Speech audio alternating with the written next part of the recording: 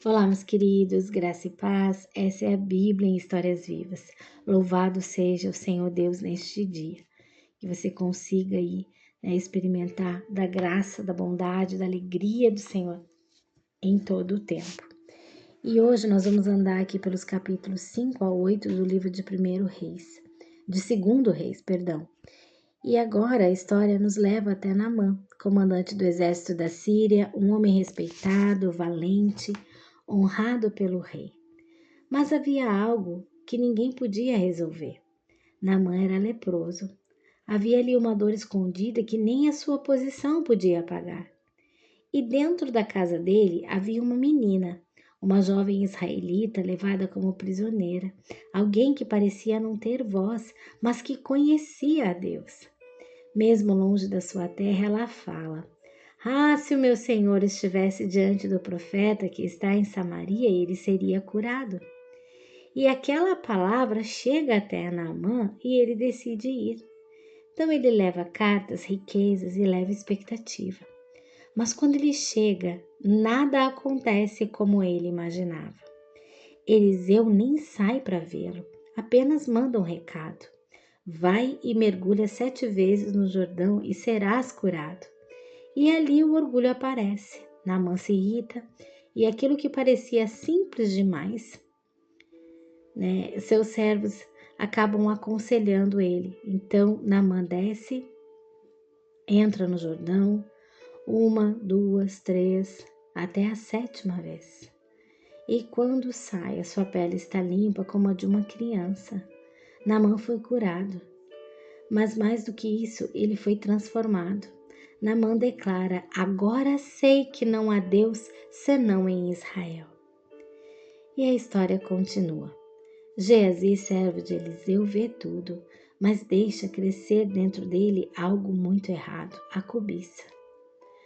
Ele corre atrás de Naamã, mente, pede prata, roupas, e aí recebe, esconde, mas Deus revela. Eliseu o confronta e a lepra que saiu de Naamã agora recai sobre Geazi, e ele sai dali leproso. Nada fica escondido diante de Deus. E a história segue. Os discípulos crescem e precisam construir, mas no trabalho o ferro do machado cai na água e aquele homem se desespera porque era algo emprestado. Ele clama e Eliseu pergunta: "Onde caiu?" Lança um pedaço de madeira e o ferro flutua e ele pega de volta.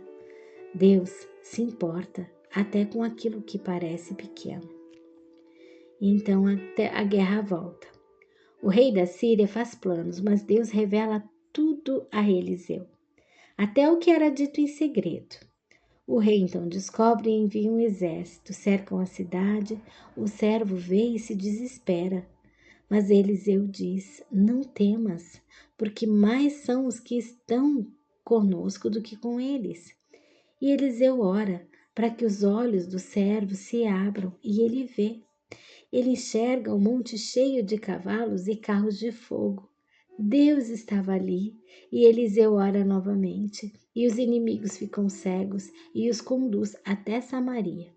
O rei quer matar, mas Eliseu diz: "Dê pão, dê água e mande-os embora." E assim acontece e a guerra cessa, porque Deus, ele transforma cenários. Mas então a fome chega.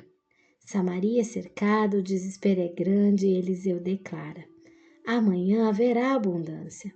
Um oficial duvida e Eliseu diz: "Você verá, mas não comerá." E então 4 leprosos decidem ir ao acampamento inimigo e encontram tudo vazio, porque Deus já havia confundido os sírios e eles fugiram, deixando tudo. Os leprosos entram, comem e depois anunciam. E de repente, aquela fome vira abundância, como Deus já havia dito. Mas o oficial que duvidou veio e não aprova. E então, voltamos a uma outra história. Voltamos à mulher sunamita, a mesma, aquela mesma, que honrou, que recebeu promessa, que viu o filho morrer e viu o filho ressuscitar. Agora Deus a avisa sobre a fome. Ela obedece, sai e anos depois ela volta. Mas sua terra havia sido tomada. E então ela vai ao rei e naquele momento estão justamente falando sobre ela. Coisa linda a forma como tudo se alinha. Então o rei devolve tudo, até os frutos da terra, porque Deus honra quem permanece fiel. E então Eliseu vai a Damasco, encontra Azael, e ao olhar para ele chora, porque vê o que ele ainda faria. E mesmo assim, Deus segue no controle. Enquanto isso, em Judá, Jorão reina e faz o que era mal. Depois Acasias e segue o mesmo caminho, mostrando como escolhas afastadas de Deus geram consequências. Mas ainda assim, Deus continua agindo no meio do caos, no meio de corações falhos. Ele cura, Ele provê, Ele alerta, Ele restaura. E quando olhamos para tudo isso, nós percebemos cada detalhe que aponta para algo maior. Tudo aponta para Jesus. Jesus é aquele que cura, Jesus é aquele que vê o coração, que revela, que multiplica e que vence a morte e que continua presente hoje. Queridos, essa é a Bíblia em Histórias Vivas.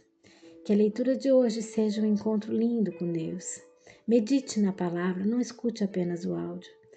E que você possa enxergar o Senhor nos detalhes, que na sua vida você experimente esse Deus que ainda cura, que ainda provê e que ainda restaura o que parecia perdido. Amém? Amanhã seguimos juntos aí caminhando nos próximos capítulos. Um grande abraço.